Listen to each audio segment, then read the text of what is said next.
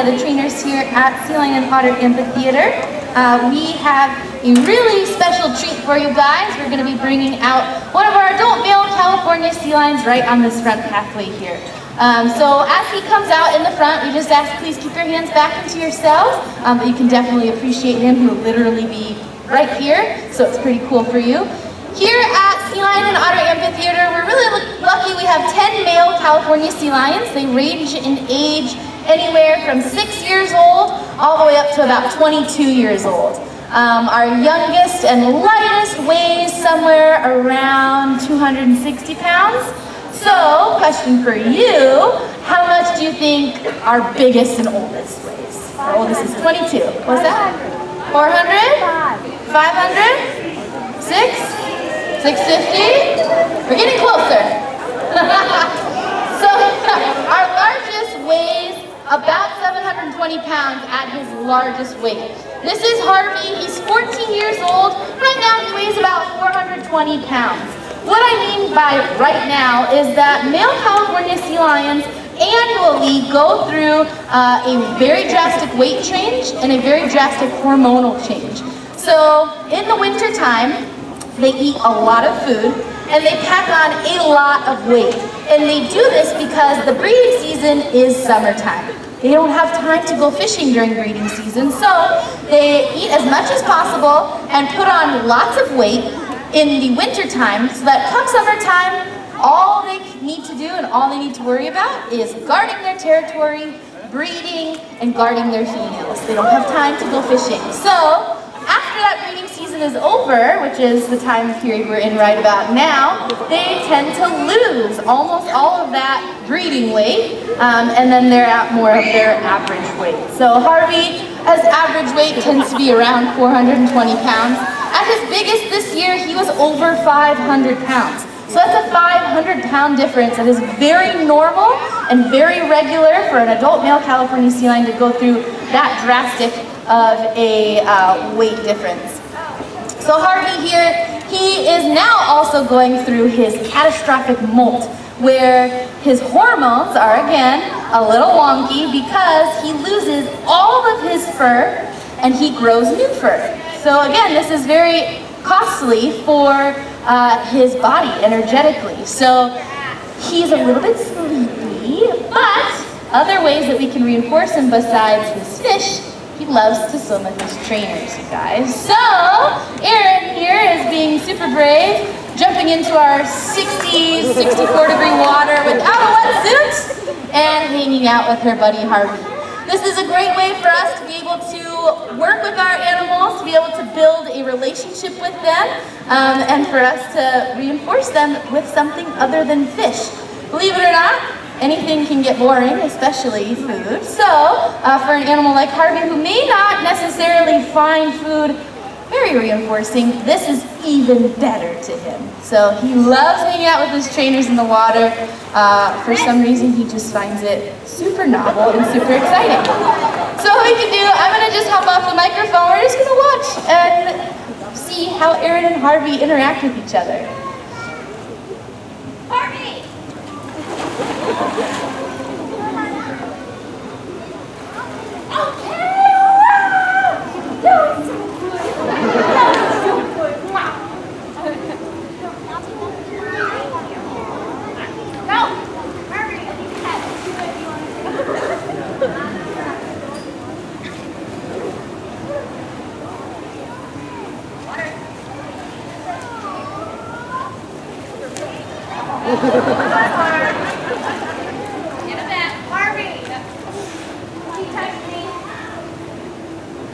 So when we're doing water work with our animals, this is what this is called, when we're in their environment with them, we have a set of guidelines that we like to do to make sure that we're interacting with the animals safely. So right now, Stephanie, who's the one that's feeding Harvey, is her spotter trainer, the one that's kind of making sure that she's watching Harvey, she's watching Erin, she's watching and making sure that everyone is interacting safely. So when Harvey was pointed to Stephanie, she fed him food, that's awesome. She tried to put him in the water and he mistook that as a point to Erin. That's perfectly fine. Erin just didn't draw any attention to the fact that he was in the wrong place. That way he figured it out. She got him back. She was able to feed him, put him in the water, feed him to communicate, that's what I wanted. And now he's back swimming with his buddy Aaron. So everything we do is positive reinforcement training. We draw lots of attention to correct behaviors. If something happens that's incorrect, that's okay. That's how we all learn, right? We make mistakes, we learn from them. It's the same with every single animal that we work with here at SeaWorld. So the fact that they make mistakes is a good thing because that means that they're learning. It's just our job as trainers to communicate to them, if you make a mistake, it's fine. It's not a big deal. We'll help you understand what it is that we're trying to communicate to you. So next up, we're going to be bringing out another awesome sea lion. He's kind of our middle-aged sea lion. Harvey being an adult male, Murdock is an adolescent male. He is 9 years old. So we had the two ends of the spectrum, right? The smallest, lightest weight, and the heaviest weight. Murdock's kind of in the middle, so any guesses as to how much 360s? Pretty close. 400s? Pretty close.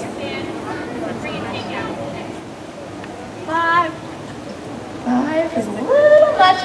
So Murdock is around 420 pounds. So 400 was really, really close, only 20 pounds off.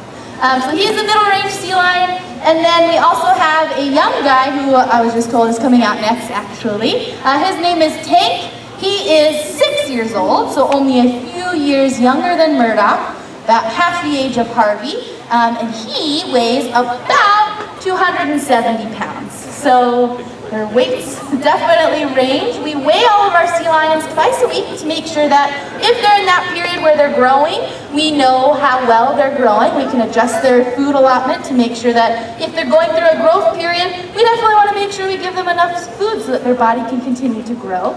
If they're adults like Harvey, we actually have records of him being an adult so that we can see what his typical high weight is during his summertime run, what his typical low weight is after that, and we're able to maintain and moderate his base or his food allotment to make sure that he is a healthy weight for his whole life.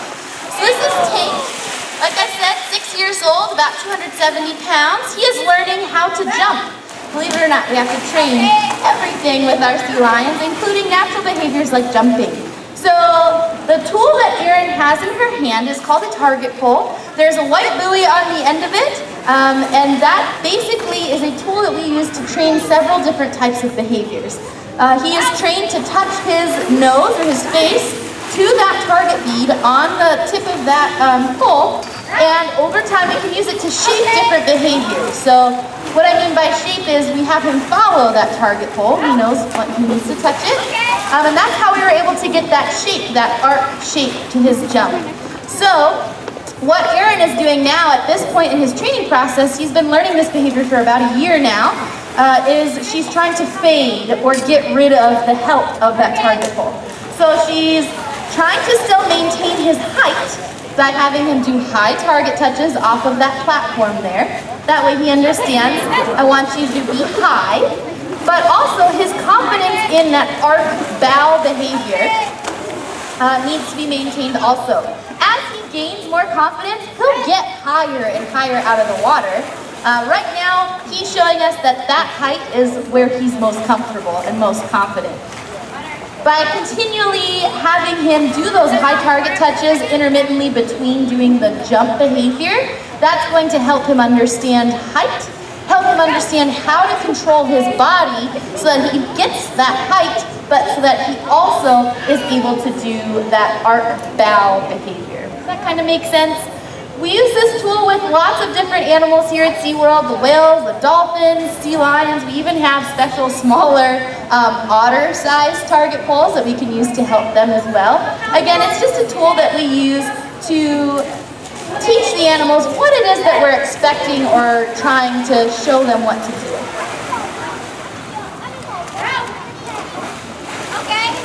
So that word okay that Erin just said, that is Tank's bridge. All that means is it tells him, yes, what you just did is correct, and you see what she's doing after he hears that word? Gives him fish, right? That's a reward, a way to reward him for that behavior. So that bridge or that word is just like with the whales and dolphins, you see the trainers using their whistles. It's the same tool, but with sea lions, they can hear our voices and they understand what it is that we're saying. So, by the fact that we can talk to them and they understand our words, through us conditioning those words, then we can actually talk to them. So we don't need that tool of that whistle, we just have that word, okay. So you see that she grabbed a smaller target pole. It doesn't have quite as long of a stick. That's another way that we can start to fade the use of that tool, and he just did a great job. She kind of got rid of it as he was mid-jump. He did a fantastic job, so now she's giving him lots and lots of goodies. Great job, buddy. All right, so next up is that middle-aged sea lion, Murdock. Thanks, yeah, you guys, that's awesome, thank you. So the middle-aged sea lion, like I said, or adolescent sea lion, is Murdock. He's 9 years old. He weighs about 420 pounds. Murdock is a very, very athletic animal. He's really fun to work with. Super sweet. He seems to have just a demeanor where he loves to interact with people and with his trainers. So he is really cool. He was born at SeaWorld Orlando and came to us when he was just a couple of years old. So he's been here most of his life. And like I said, he's just really sweet, really fun, very athletic and high energy. As you see the sea lions moving around, what are they walking on? Just shout it out. Flippers, right. How many flippers do they have that they're walking on? 4, that's right. So sea lions are eared seals, and they actually can walk on all 4 of their flippers. They can rotate their hip bones under them and walk on their back flippers in addition to their front flippers. True seals cannot do that. So anatomically, their hip bones are fused to their vertebrae, so they can't rotate their hips under them to walk, so they undulate on the ground. So that's one way you can tell a difference between true seals and eared seals like Murdock here. Another way you can tell a difference, I kind of just gave it away, is that he has, both animals have ears, but if you look just behind his eyes on the side of his head, you'll see external ear flaps or pinnae. That's another way you can tell a difference between an eared seal and a true seal. True seals still have ears, they're just a lot more streamlined on their body, and they're just more like holes in the sides of their head versus having those ear flaps. Last but not least, you notice how large his front flippers are. Yeah, large enough to spank his own booty. So those large front flippers help to propel him through the water. He's got really strong, big pectoral muscles. He uses those to swim through the water, and he uses back flippers to steer, where true seals do the opposite. They wiggle their booties and use their back flippers to propel themselves through the water, and they have very short front flippers that they use to help them steer. So Murdock is learning this new behavior we call a booty slap. So the first part of it is we just want him to slap his own booty, and we want him to start jumping. If you guys have seen our show, or if you come to our show later, you might see it in the last segment of our show. It's a really fun, cute, silly behavior that we like to do with the sea lions, and it seems to get a good response from all of you guys. So Stephanie is training him how to do that behavior. Now another way that we can reinforce our animals, I talked a little bit about the fish, talked a little bit about certain animals like Harvey enjoying to swim with their trainers. Also, just sending them to the water is another way to reinforce them for doing something correctly. They love being in the aquatic environment. Touching them, Murdock seems to enjoy being touched and getting nice little body rub downs. So that's another way we can reinforce him as well. So there's a variety of ways we can reinforce all of our animals. We can give them different roommates at home, social reinforcement. We can give them some toys to play with, so environmental enrichment. So these are all really awesome ways that we can reinforce all of our animals and provide variability. We don't ever want them to expect what's coming next, because one of the reasons that I like this job is that I never know what to expect what's coming next. It's a very unpredictable career. My day is different every single day. I could not work at a desk and stare at a computer all day long. I think that job is so incredibly hard. And it's kind of the same with our sea lions. We want to make sure that they get that variability in their day also, to keep them engaged, keep them mentally stimulated, so that their life and their day every single day is really fun.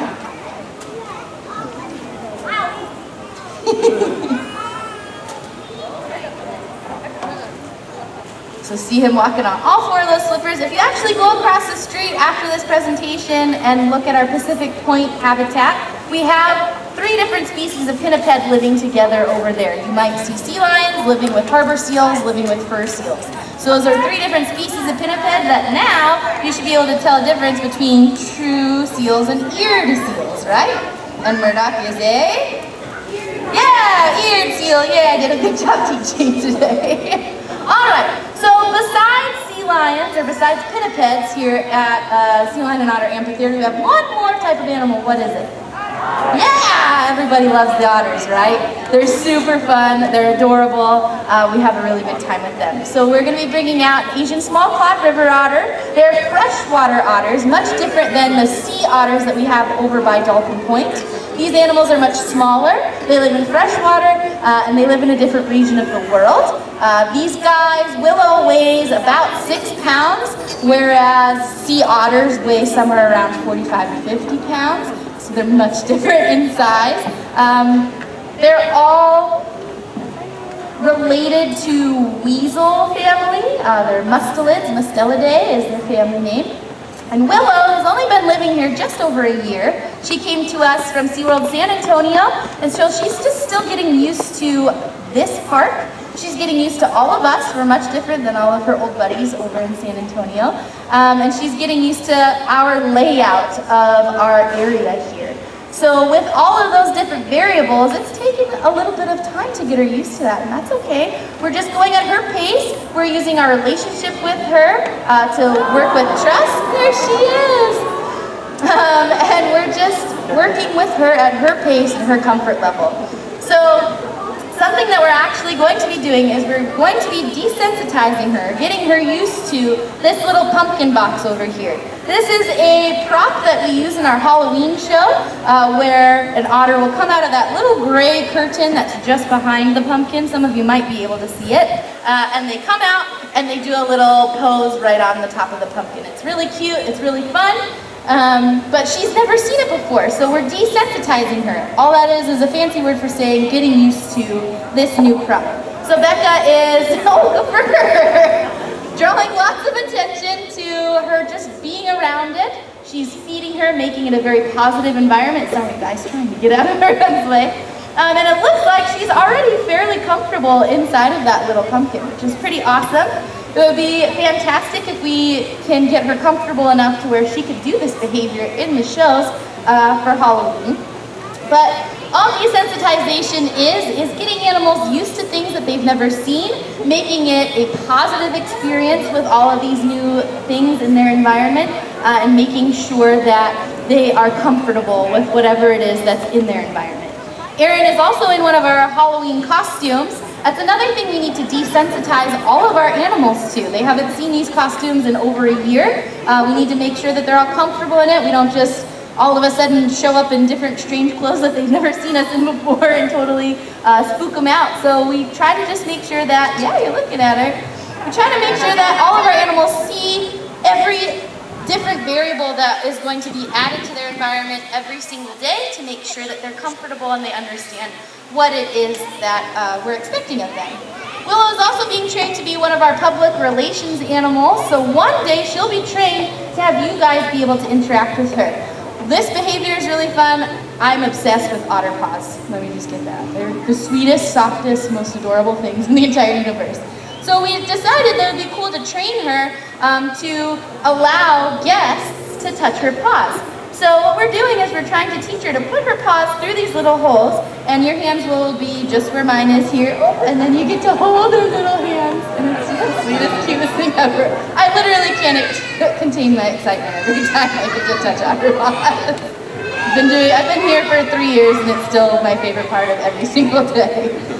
So one day, we're going to, instead of having a trainer here, she's still getting used to this behavior, so having someone she knows makes it a little bit more comfortable for her. One day we'll start being able to have guests come and try this with her so that she understands that everyone can do this with her. But she's doing a really, really good job. She seems very comfortable, so probably soon, based off of her behavior currently, we can start adding new people into this behavior.